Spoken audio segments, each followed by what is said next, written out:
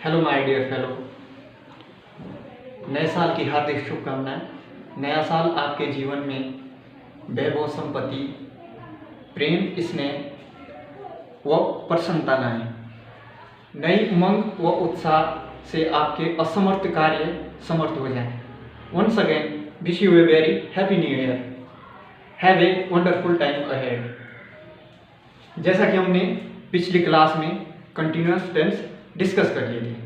Continuous में हमने discuss किए थे पास्ट कंटिन्यूअस, प्रेजेंट कंटिन्यूअस और फ्यूचर कंटिन्यूअस। पास्ट कंटिन्यूअस में हमने पास्ट में होने वाली घटनाएं जो कि कंटिन्यू थी वो डिस्कस कर ली थी।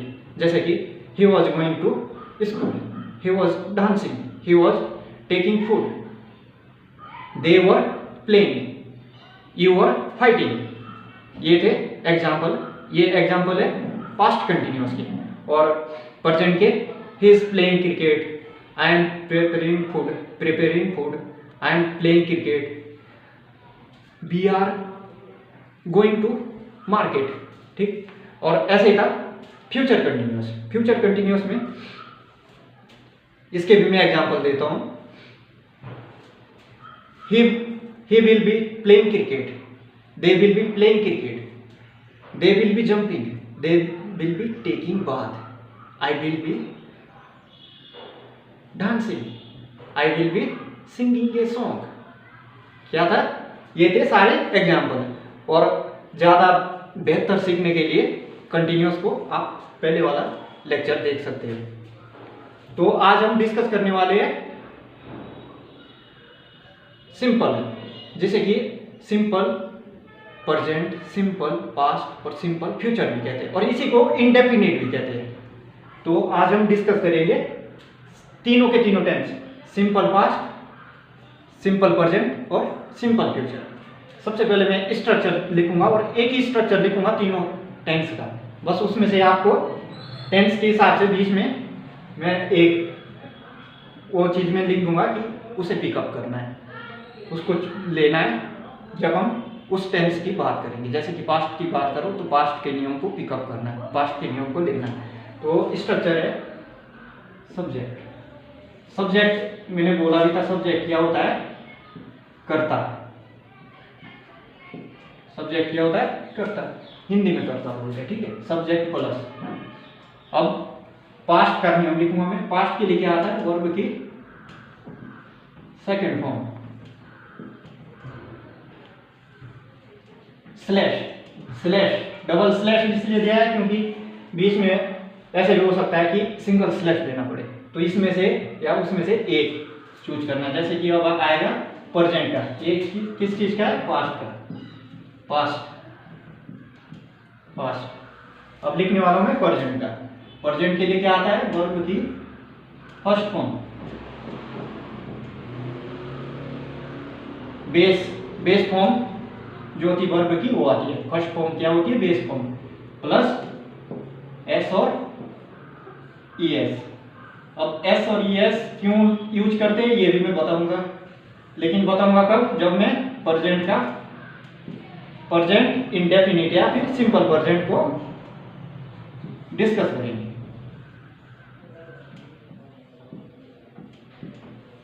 प्लस फ्यूचर का बिल और शेयर। नहीं, ये प्लस नहीं, यहाँ पे स्लैश करेंगे हम यूज, डबल स्लैश, क्योंकि मैंने कहा था ना कि इसमें से एक ही पिकअप करना है। प्लस इसमें क्या आएगा? वर्ब की फर्स्ट फॉर्म और प्लस ऑब्जेक्ट। ये कौन सा है? अगर मैं बात करूं फ्यूचर, ठीक।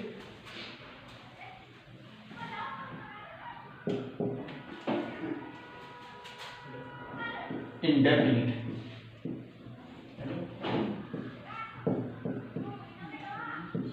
इंडेफिनिट।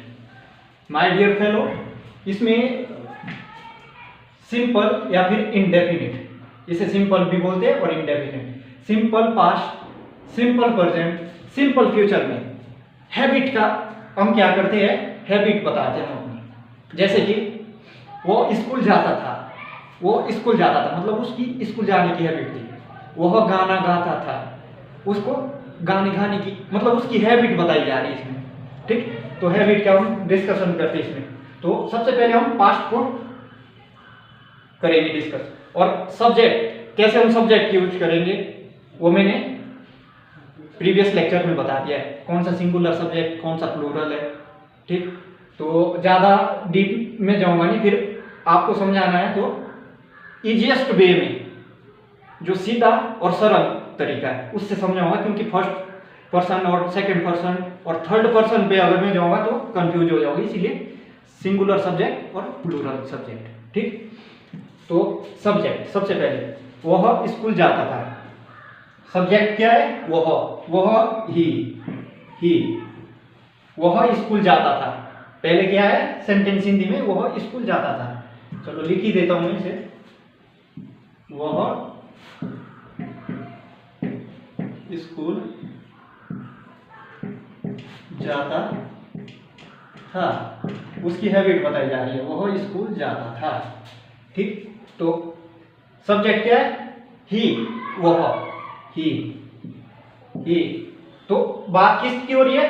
पास्ट की। वह स्कूल जाता था, तो हम पास्ट के ये इतने जो नियम है ये तीनों के तीनों इसमें से जब हम पास्ट की बात करेंगे तो पास्ट का हिसाब से हम वर्ब की यूज करेंगे। यहाँ पे वर्ब हम उस हिसाब से पिकअप करेंगे। और अब देखो पास्ट की सेकंड फॉर्म बोलिए, अगर पास्ट टेंस की बात है तो सेकंड फॉर्म, तो वह स्कूल जाता था। जाने को बोलते हैं गो की सेकंड फॉर्म होती है वेंट। गो की सेकंड फॉर्म है went. He went to school.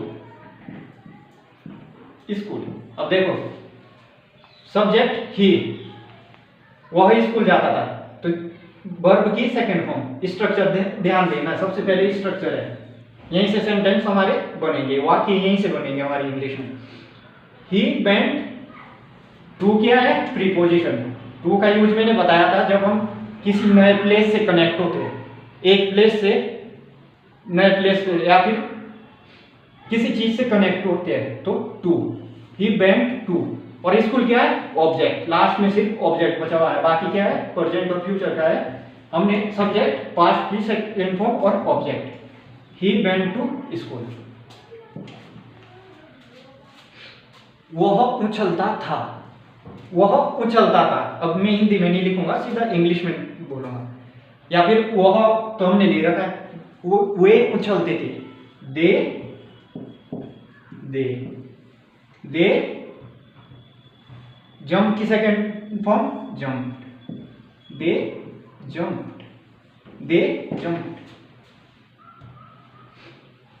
वह नहाते थे या फिर हम नहाते थे।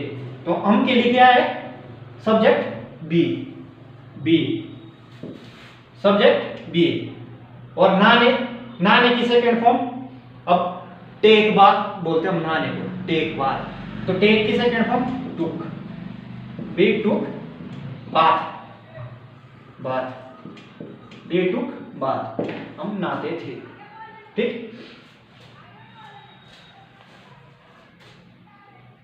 ये हो गया।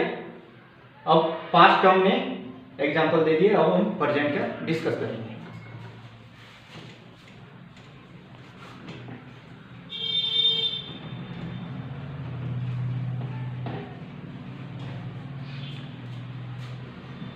प्रेजेंट में एस और ईएस कैसे यूज होता है, सबसे पहले हम एग्जांपल लेंगे प्रेजेंट का। हम यहां से वाक्य बनाएंगे। कैसे बनाएंगे देखते हैं। वह स्कूल जाता था या फिर वह मंदिर जाता था। वह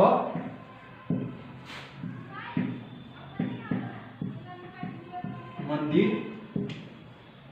जाता है, क्योंकि हम प्रेजेंट की बात कर रहे, था नहीं आएगा, इट वॉज माई मिस्टेक। वह मंदिर जाता है, हम प्रेजेंट की बात कर रहे हैं, तो इसमें हम प्रेजेंट की बात कर रहे हैं, तो वह सब्जेक्ट क्या है? ही सब्जेक्ट ही। अब प्रेजेंट की बात करें, प्रेजेंट के हिसाब से हम नियम लगाए। वर्ब की फर्स्ट फॉर्म जाने को क्या बोलते हैं? गो। गो आ गया, गो आ गया। अब एस और ई एस, एस और ई एस, इसे मैं यहां पे बताता हूं। एस और E S, my dear fellow, S और ई एस अगर वर्ब के साथ जुड़ता है, वर्ब क्रिया जैसे कि गो, वेंट, गो, रन, दौड़ना, स्लीप, सोना, ठीक है, ये क्या है? क्रिया। वर्ब की first form, second form, third form आपको याद करनी पड़ेगी, और जितनी ज्यादा याद हो सके उतना ही आपका वोकैबुलरी पावर भी अच्छी होगी। तो गो क्या है? वर्ब। अब एस और ई एस वर्ब के साथ लगते हैं, लेकिन क्यों लगते हैं? ऐसे तो थर्ड पर्सन को इंडिकेट करने के लिए लगते हैं, अगर, लेकिन जैसे मैं सिंगुलर और प्लूरल के हिसाब से चल रहा हूं, तो सिंगुलर के साथ, वर्ब के साथ क्या हो जाएगा यूज? एस और ई एस, ठीक, सिंगुलर के साथ। अब सिंगुलर गो, ही क्या है? वो अकेला है, ही सिंगुलर, तो उसके साथ क्या आ जाएगा? उसके साथ आ जाएगा एस और ई एस। तो कैसे कैसे आएगा अब देखते हैं। अब इसके एस और ई एस के अलग अलग नियम है कि किसके साथ एस आएगा, किसके साथ ई एस आएगा, लेकिन कुछ कुछ हम साथ के साथ में आपके क्लियर हो जाएंगे, जैसे जैसे मैं टेंस यहाँ पे कराऊंगा। तो एस और ई एस, गो के साथ क्या आता है? ई एस, क्योंकि गो क्या है? वोवल्स है, वोवल्स बोले तो स्वर है, तो स्वर लास्ट में अगर ये यूज हो रहा है, जैसे कि ओ, तो इसके साथ क्या आएगा? ई एस आएगा, ये भी नियम है, ठीक है। तो गो के साथ ई एस, तो गोज, तो ये क्या बन गया? सिंगुलर, सिंगुलर को इंडिकेट कर रहा है, ठीक है, सिंगुलर को, सिंगुलर वर्ब, सिंगुलर सब्जेक्ट के साथ सिंगुलर वर्ब बन रही है। और तो हम क्या लिखेंगे यहाँ पे? ई एस, ठीक। एस और ई एस क्यों लगाते हैं? सिंगुलर को इंडिकेट करने के लिए, या फिर थर्ड पर्सन। थर्ड पर्सन आप ध्यान में मत दो, सिर्फ और सिर्फ अभी कितना दो? सिंगुलर। लेकिन मैं लास्ट में थर्ड पर्सन के तरीके से आपको समझा दूंगा, जब आप एक बार बेसिक आपको सेंटेंस, वाक्य बनाने आ जाए। तो एस और ई एस सिंगुलर को इंडिकेट करने के लिए, तो वर्ब की फर्स्ट फॉर्म के साथ एस और ई एस, तो गो के साथ ई एस आएगा, ठीक है। ही गोज टू, मंदिर के लिए temple, he goes to temple, वह मंदिर जाता है, वह दौड़ता है, या फिर वे दौड़ते हैं, वे दौड़ने, वे के लिए दे, माय डियर फेलो, दे क्या आता है? वे के लिए दे है सब्जेक्ट, ठीक है। दे रन, वे दौड़ते हैं, तो दौड़ने को रन, ठीक है, रन, रन, रन के साथ एस लग जाएगा, तो ये क्या था? एस, मैंने बोला था सिंगुलर, नहीं, दे है तो प्लूरल है, दे रन आ जाएगा सिर्फ। अगर वह दौड़ता है तो क्या आ जाएगा? ही रन्स, ही रन्स, ठीक। अब ऐसे ही क्या है, जैसे कि मैं एस और ई एस और तरीके से लगते हैं, वो चीज भी मैं बता देता हूं। जैसे कि मेरे पास सेब है, लेकिन मेरे पास बहुत सारे सेब हैं, ठीक है।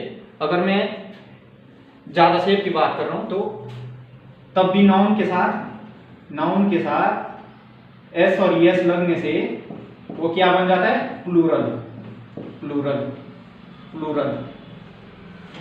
नाउन के साथ एस और ई एस लगने से प्लूरल बन जाता है, और वर्ब के साथ एस और ई एस जुड़ने से क्या बन जाता है? सिंगुलर। तो ये डिफरेंस है। अगर मैं एप्पल्स लिखूंगा, apples, A double P L E S, apples मतलब ज्यादा, pen, P E N S, pens, pen क्या है? नाउन, एस लगा तो पेन्स मतलब बहुत ज्यादा, ठीक। तो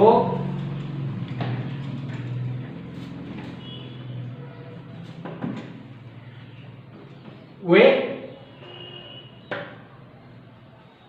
नाचते हैं, ठीक। वे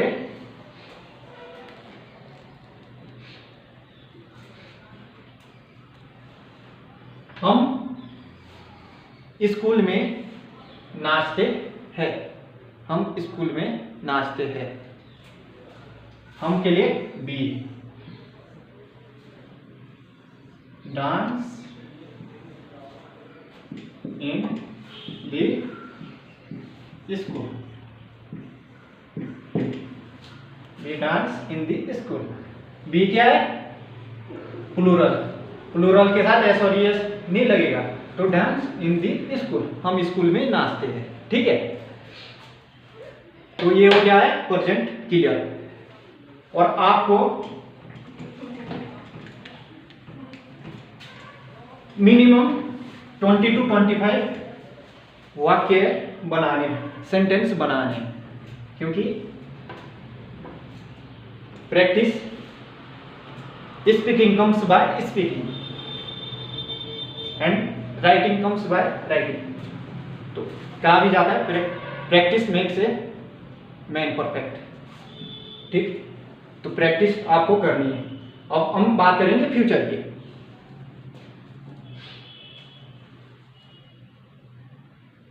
वह स्कूल जाएगा। वह स्कूल जाएगा।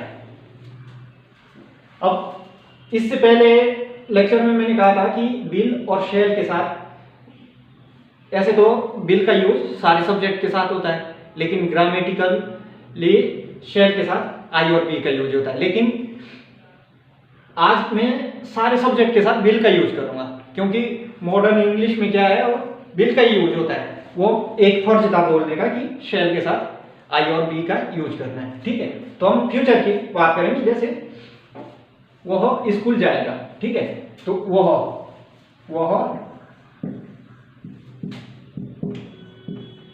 स्कूल जाएगा। वह स्कूल जाएगा। वह के लिए ही सिंगुलर। ठीक है, ही। और आज हम क्या है, सबके साथ विल का यूज करेंगे, चाहे दे हो, सिंगुलर हो, चाहे प्लूरल हो, फर्स्ट पर्सन हो, सेकंड पर्सन हो, थर्ड पर्सन हो, डजंट मैटर। तो वह ही। ठीक है, वह स्कूल जाएगा। ठीक है, सब्जेक्ट क्या है? ही। क्या काम करेगा? जाने का, ही। लेकिन सब्जेक्ट ले लिया हमने, अब फ्यूचर में आते हैं। फ्यूचर में विल ले लेंगे। ठीक है, विल के साथ वर्ब की फर्स्ट फॉर्म है। विल के साथ वर्ब की फर्स्ट फॉर्म है। He will. ठीक, he will go to the school. वह नाचेगा। He will dance.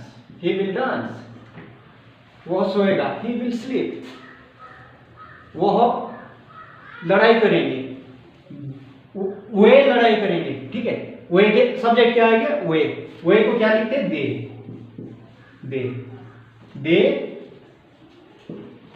Will fight.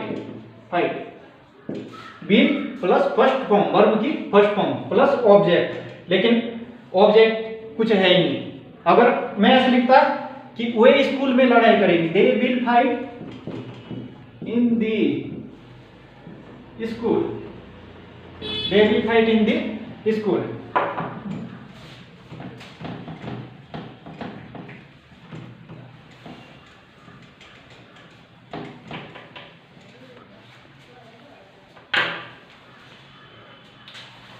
Overall हमने सारे एग्जाम्पल ले लिए और मैंने नियम भी बता दिया किस तरीके से हमने सेंटेंस बनाने हैं। तो एक बार दोबारा से हम बनाएंगे। ठीक है, वह मंदिर जाता था। He went to temple. He went to temple. वह subject singular. He went to temple. वह मंदिर जाता था। ठीक है, वे नाचते थे। वे नाचते थे कहाँ? वे स्कूल में नाचते थे। They danced in the school, they dance in the school. ठीक, तो ये हो गया पास्ट प्रेजेंट, वह स्कूल जाता है, ही गोज टू स्कूल। वे स्कूल में लड़ते हैं, या फिर वे सड़क में लड़ते हैं। दे फाइट, एस और एस नहीं आएगा क्योंकि प्लूरल है। दे, वे, ठीक है, they fight in the road, सड़क में लड़ते हैं, वे सड़क में लड़ते हैं। इनका मैंने यूज बताया था। ठीक, अब फिर से हम एक दो एग्जांपल फिर से हम फ्यूचर के लेंगे, और ये बिल्कुल इजी है, इसके जो स्ट्रक्चर है ना, रूल है, ये बिल्कुल इजी है याद करने को, और अगर आप प्रैक्टिस करोगे तभी आ जाएगा। Without practice everything impossible. ठीक, तो वे स्कूल जाएंगे, they will go to the school, they will go to the school. ठीक, वे नाचेंगे, they will dance, they will dance.